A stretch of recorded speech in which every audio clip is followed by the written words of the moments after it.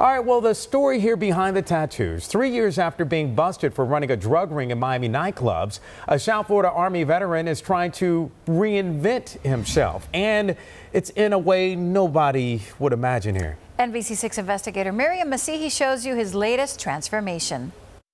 This is my own motto, no rest for the weary. Every inch of Jorge Hernandez's body tells a story of a life many would find hard to believe. It's unbelievable sometimes because it is kind of like a movie. Now he's preparing to etch the next chapter into his body. This time, it's not a new tattoo, but a Brazilian butt lift. I consider myself a manly man, but you know, when I see myself, I'm just very unhappy. The surgery is uncommon in men, but George is used to breaking the mold. He was raised by his grandmother in Hialeah and graduated from just as 9/11 happened. Having been born in Cuba but raised here, I always felt like a certain sense of allegiance or a certain responsibility to pay back.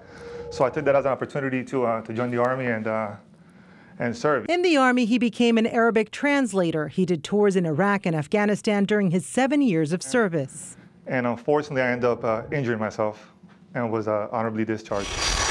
Back home, he says he had trouble fitting back in. That is, until he discovered the Miami party scene, drug and all.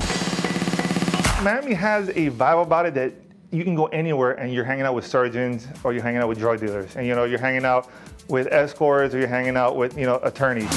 In the clubs, he says he noticed an increasing demand for the synthetic drug Molly. So along with another war veteran, he began importing it from China.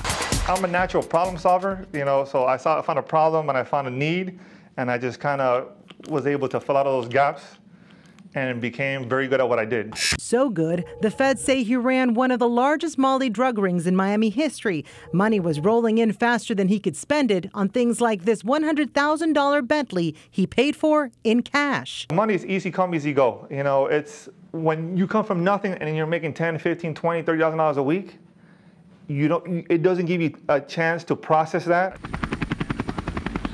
But that fast and furious lifestyle would come to a screeching halt in June 2015.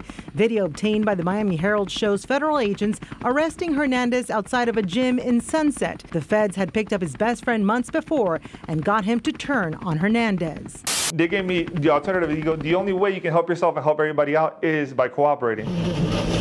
So he became an informant. This undercover video shows him helping the feds dismantle the rest of the ring. He then spent 2 years behind bars. Now, looking for a fresh new start, Hernandez decided a physical transformation could help him restore his self-confidence.